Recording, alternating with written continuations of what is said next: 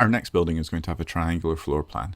To do this, let's create a polygon plane either from the shelf or create polygon primitives and plane. And there we go.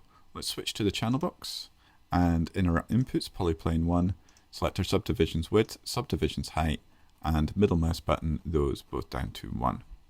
We're going to switch into vertex mode.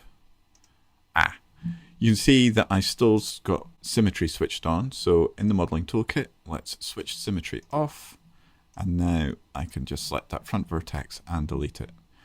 Just zoom out a little bit, and I'm going to just switch into face mode. There we go.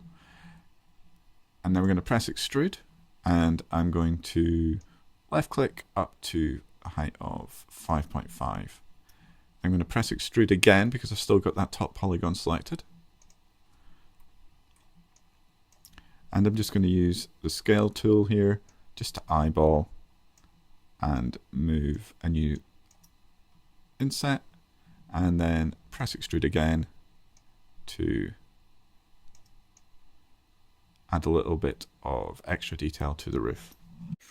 Now that we have our roof detail on our building, let's, in the outliner, rename this to triangle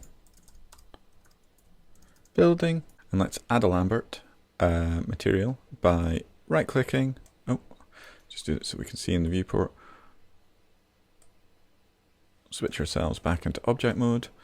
Right click, assign new material, Maya Lambert. Roll that out. We can see Lambert 3. Let's rename that to triangle building Lambert. And let's set the color to white. So we're going to add some windows to this geometry, and we're going to use edge loops. And we do this by going to Mesh Tools, Insert Edge Loop, and here we can see our tool settings are available for our edge loop tool. And here's the icon, just like in Cinema 4D, we've got an active icon for which tool is being used. The tool settings currently are correctly set up. We could do relative distance, but for this, multiple edge loops, number of edge loops 25, autocomplete, fixed quads, and then we just click on an edge. And there you go. You can see we have our 25 edge loops set up for us, which is great. I do love the edge loop tool in Maya compared to Cinema 4D, as we can preview the cuts and it just feels nicer. So I'm just going to click outside the geometry to deselect the edges. And now I'm going to switch to edge mode. And I'm going to switch to edge mode. Oh, still got my edge loop tool selected, so undo that. And just go back into select tool. Great. Okay, that's what we want. So now I'm going to select that edge and then shift select, and that selects an edge loop all the way around in Maya.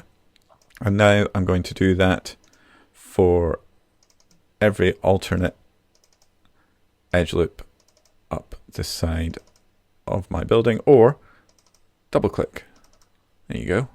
Double click, double click, double click, double click, double click. And finally, now I'm just going to move these edge loops up using the W tool, and that's great. Now, there's two ways to do this in Maya. We could just do it in the way that I've done with the W tool, but the best practice way would be in Mesh Tools, Slide Edge tool, which is down here, and then we can just drag with our middle mouse button. Now I'm just going to double click on each of the vertical edges. So we have each of our vertical edges selected. And now back in the modeling toolkit, and we're going to press the bevel, which works similarly to the extrude tool. And here I'm just going to set a slightly narrower width, say about 0.2, that's great. We can now select our windows, so I'm just going to switch back into face mode. And then here, there we go. With shift pressed, I can select. What I've done there is I haven't selected that, so I'm just undoing my selection, and there we go. Shift pressed, shift double click, shift.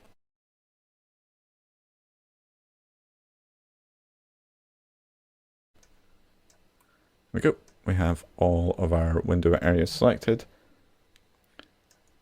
And as before, let's just make a new material, assign new material.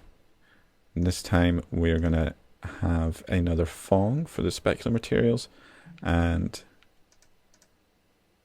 the materials Fong 2, there we go. And we're just going to call this triangle window. Let's choose a darker blue. Shift it over a bit, that's great. So we can now just hide this using Control H. And let's start on our 4th tall building.